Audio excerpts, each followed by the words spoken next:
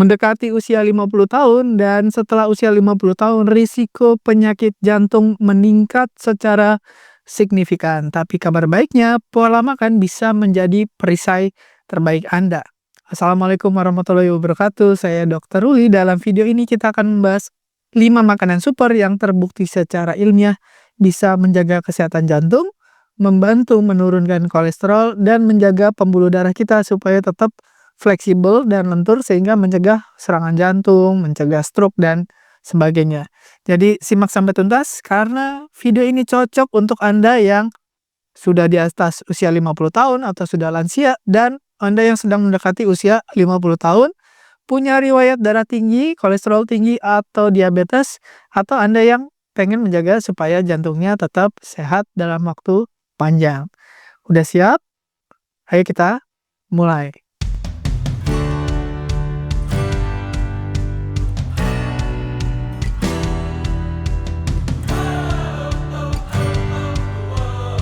Nah, makanan yang pertama adalah sayuran hijau berdaun gelap. Contohnya misalkan bayam, kale, bokcoy, kangkung, dan seterusnya. Pokoknya yang berwarna hijau gelap gitu. Nah, kenapa? Karena dari sayuran berdaun hijau gelap ini nutrisinya banyak. Misalkan vitamin seperti vitamin K untuk pembekuan darah, vitamin C, vitamin E, kemudian mineral dan nitrat. Dan vitamin E juga punya efek untuk mengencerkan pembuluh darah supaya nggak jadi sumbatan. Vitamin K juga begitu, dan mineral-mineral penting yang mencegah supaya pembuluh darah kita tetap fleksibel ya, mencegah jangan sampai kaku gitu ya. Kalau kaku lebih gampang sumbatan, lebih gampang pecah, dan seterusnya. Selain itu juga sayuran berdaun gelap itu punya kandungan serat yang tinggi. Serat yang tinggi bisa membantu saluran cerna kita supaya lebih sehat. Selain itu juga mencegah supaya apa yang kita makan, misalkan gula, kemudian lemak, itu tidak terserap sepenuhnya masuk ke dalam darah. Jadinya gula darah kita jadi lebih stabil, kolesterol juga tidak lompat. Jadi tekanan darah dalam jangka panjang karena gulanya rendah, terus lemaknya jadi lebih stabil, lebih rendah, tekanan darah juga jadi lebih stabil. Nah, kalau tekanan darahnya stabil, terus tadi ada vitamin K, vitamin C, dan segala macam, arterinya atau pembuluh darahnya jauh lebih elastis, jadi mencegah supaya jangan sampai ada penyumbatan. Kira-kira gitu. Jadi lebih semangat lagi makan sayur-sayuran terutama yang berdaun hijau gelap gitu. Makanan yang kedua adalah ikan yang berlemak. Bisa salmon, bisa tuna, kembung ya. Ikan lokal juga bagus kok. Banyak ya, tongkol, kemudian ikan patin yang ikan air tawarnya. Kenapa? Karena ikan-ikan yang berlemak ini mengandung asam lemak yang bagus, namanya asam lemak omega 3. Jadi omega 3 itu mendukung kesehatan jantung karena dia menurunkan peradangan, meningkatkan HDL ya, atau asam lemak yang baik ya. Jadi lipoprotein yang baik supaya mencegah serangan jantung. Nah, karena LDL-nya itu dianggap yang menyumbat jantung, dengan kita mengkonsumsi omega 3 yang cukup, itu HDL-nya naik. Kalau HDL-nya naik, biasanya LDL-nya akan turun gitu. Jadi kalau HDL-nya banyak, LDL-nya yang biasa menjadi sebab penyumbatan itu akan turun. Sebenarnya yang bikin plak atau penyumbatan itu bukan LDL-nya, tapi adalah plak. Plaknya itu disebabkan karena pembuluh darahnya rusak. Karena apa? Peradangan. Peradangan yang paling sering karena apa?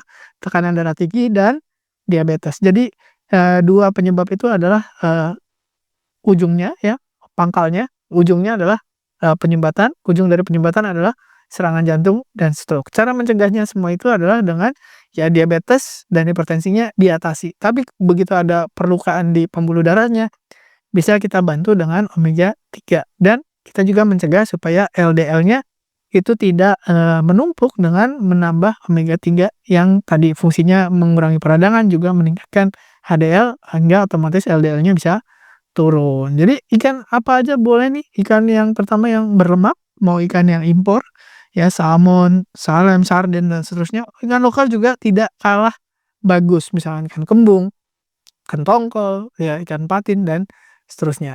Kalau kurang, Anda bisa pakai suplemen ya. Yang ketiga adalah buah-buahan yang mengandung antioksidan tinggi, misalnya stroberi, manggis, buah merah Papua, atau jambu ya. Nah, kenapa? Karena antioksidan tinggi ini biasanya 3 sampai 4 kali lebih tinggi dari buah biasa. Nah, selain mereka mengandung antioksidan, juga mengandung serat dan vitamin C. Jadi kombinasi antioksidan, tadi kita sudah bahas sedikit, yang bikin penyumbatan itu adalah plak. Plak itu diawali dari peradangan, peradangan diawali dari hipertensi dan diabetes. Atasi hipertensi dan diabetesnya, atasi juga peradangannya atau perlukaan di pembuluh darahnya dengan apa? Antioksidan. Antioksidan mengurangi peradangan di seluruh tubuh, termasuk di pembuluh darah tadi, sehingga mencegah plak. Dan buah-buahan yang mengandung antioksidan tinggi juga mengandung serat dan vitamin C. Serat tadi seperti di sayuran mencegah supaya gula yang kita makan, lemak yang kita makan itu tidak terserap semua. Vitamin C itu menjaga supaya kolagen di pembuluh darah itu tetap bagus ya, tetap remaja, tetap elastik gitu ya kolagennya. Nah, karena antioksidannya tinggi, antiinflamasi yang tinggi mencegah penumpukan plak tadi yang sudah kita bahas. Berapa banyak sih makan buah yang disarankan? Tergantung kondisi, misalkan Anda sudah diabetes atau belum, ya kemudian adakah target-target tertentu yang ingin dicapai, tapi secara umum sebaiknya memang 1 cup per hari ya, bisa Anda makan dengan oatmeal atau dengan smoothie, Anda bisa juga dimakan utuh gitu aja, buah-buahan yang antioksidan tinggi ini. Jadi disesuaikan dengan kondisi juga. Jadi tapi secara umum minimal 1 hari 1 cup. Berikutnya adalah yang keempat, minyak zaitun yang ekstra virgin. Kenapa? Karena minyak zaitun mengandung lemak tak jenuh tunggal seperti omega 3 pada minyak ikan yang bisa membantu meningkatkan HDL dan menurunkan LDL. Jadi otomatis LDL-nya turun, triglyceride juga biasanya ikut turun. Jadi LDL-nya turun, total kolesterol juga turun, tapi HDL-nya tinggi. Terus gimana cara menggunakan minyak zaitun? Bisa dipakai untuk dressing salad ya, topping salad, atau Anda bisa pakai untuk menumis, atau diminum langsung juga bisa. Berapa banyak? Tergantung kebutuhan, tapi sebenarnya kalau untuk minyak zaitun sama seperti omega 3 tidak ada pembatasan ya untuk minyaknya. Kecuali Anda punya kondisi-kondisi tertentu di tubuh yang menyebabkan Anda tidak boleh mengonsumsi minyak dalam jumlah yang banyak. Yang kelima adalah kacang-kacangan ya. Cemilannya apa nih? Kacang-kacangan. Bisa almond, kacang kenari, kacang merah, kemudian kacang tanah juga masih bagus ya, bisa untuk membantu mengurangi peradangan, bisa mengurangi plak gitu ya. Kenapa? Karena kacang-kacangan mengandung serat, kemudian vitamin E yang melancarkan pembuluh darah, mengandung lemak sehat, mengandung magnesium, dan juga antioksidan berupa flavonoid. Manfaatnya untuk jantung karena tadi antioksidannya tinggi, terus lemak sehatnya tinggi, pembuluh darahnya jadi lebih lancar ya, terus lebih fleksibel. Jadi tekanan darahnya itu bisa lebih rendah. Jadi tekanan darah itu lebih banyak sekarang disebabkan oleh pembuluh darahnya sempit dan kaku gitu. Jadi karena sempit dan kaku, kayak selang yang sempit dan kaku, akhirnya tekanan di dalam selangnya naik gitu. Jadi kalau kita atasi pembuluh darahnya supaya tidak sempit dan tidak kaku, biasanya tekanan darah akan jauh lebih stabil, lebih rendah. Nah, kalau tekanan darahnya lebih stabil, lebih rendah, pembuluh darahnya fleksibel, risiko pembuluh darahnya pecah atau penyumbatan akan turun. Jadi stroke bisa turun, risiko serangan jantung juga turun. Berapa banyak sih porsi ideal? Nah, ini banyak orang begitu dibilang, "Oh, diabetes makan kacang bagus." Terus mencegah serangan jantung pakai kacang bagus. Terus makannya jadi berlebihan. Padahal idealnya porsinya adalah per hari itu cukup 1 genggam. Jadi hanya ambil 1 genggam cukup untuk 1 hari sebagai camilan sehat. Ya sebaiknya camilannya kapan? Dimakannya bareng dengan makan besar gitu. Jadi jangan cari waktu di luar waktu makan. Makanlah camilan bareng dengan makan besar. Habis makan besar terus pengen ngemil, ngemil aja. Tapi mengurangi frekuensi makan gitu ya. Tapi jumlahnya masih bisa sama. Oke, terakhir gimana caranya konsumsi makanan super tadi? Ya, divariasikan. Jadi kalau misalkan dibilang ini bagus, kadang-kadang orang berlebihan makan itu terus. Ternyata enggak, yang benar adalah tetap seimbang, bervariasi. Jadi dari 5 makanan tadi Anda bisa variasikan tuh tiap hari, misalkan beda-beda. Misalkan hari Senin, Selasa, Rabu, Kamis, Jumat, Sabtu, Minggu itu bisa beda-beda. Misalkan ikan seminggu 3 kali ya. Terus kemudian tadi sayur-sayuran bisa dimakan tiap hari, oke nggak masalah kalau sayur-sayuran. Terus kalau kacang-kacangan mungkin seminggu 2 kali atau seminggu 3 kali.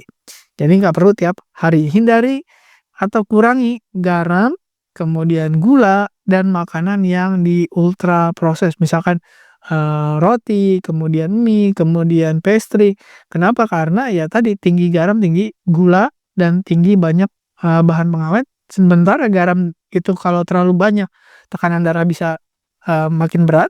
Jadi kalau Anda belum hipertensi, makan asin-asin, tensi normal-normal aja. Tapi kalau Anda sudah hipertensi, pembuluh darahnya sudah keras, kaku, dan sempit, Anda tambahkan garam, nah volumenya jadi besar, tekanan darah pasti akan naik. Kenapa gula dikurangin? Tadi gula menyebabkan peradangan. Kalau Anda belum diabetes, belum pre-diabetes, makan gula banyak apa-apa, nggak masalah. Karena gulanya akan diserap secara bagus gitu, masuk ke darah, terus turun gula darahnya. Tapi kalau Anda sudah pre-diabetes atau diabetes, ada resistensi insulin, begitu gula ditambahkan, itu gulanya akan langsung naik, ya. Naik itu menyebabkan peradangan. Nah, selain itu juga insulin yang tinggi juga. Jadi insulin ini berusaha untuk nurunin gula darah. Jadi begitu gula darahnya tinggi, gula darahnya bikin peradangan, insulinnya naik tinggi untuk menurunkan gula darah. Insulinnya juga menimbulkan banyak masalah, peradangan, plak, dan sebagainya.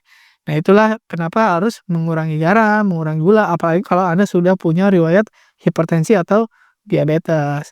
Dan olahraga paling nggak seminggu 150 menit. Jadi kalau Anda bisa 20-30 menit, 5 atau 6 hari dalam seminggu, ya jalan kaki atau jogging ringan-ringan, naik sepeda itu juga cukup. Dan konsultasikan kalau Anda punya masalah-masalah yang kompleks. Misalkan Anda ada hipertensi, ada diabetes, kemudian asam urat tinggi, ya, Anda pengen ubah pola makan, terus bingung, ya, Anda coba ini malah berlebihan, hasilnya sebaiknya nanya daripada Anda menyesal. Jantung yang sehat itu bisa membantu Anda supaya lebih produktif dan punya umur yang panjang tanpa harus banyak penderitaan. Usia 50 ke atas itu adalah usia yang kritis karena nutrisi yang tepat itu penting sekali setelah Anda masuk usia ke 50 tahun. Jadi ada 5 superfood yang tadi bisa membantu mencegah penyakit jantung secara alami dengan Anda mengubah pola makan, menurunkan risiko serangan jantung, stroke, dan lain-lain sekitar 30%. Terima kasih sudah menyimak. Saya Dr. Ruli. Semoga bermanfaat. Wassalamualaikum warahmatullahi wabarakatuh. Terima kasih telah menonton hingga selesai. Jangan lupa tulis pendapat Anda di kolom komentar. Saya Dr. Ruli dan saya sangat senang bisa belajar dan berbagi dengan Anda. Salam hidup sehat dan mulia. Jangan lupa tekan tombol like, subscribe, lonceng notifikasi, dan ikuti media sosial kami sehingga Anda tidak akan melewatkan ilmu berguna lainnya dari kami. Sampai jumpa di video berikutnya.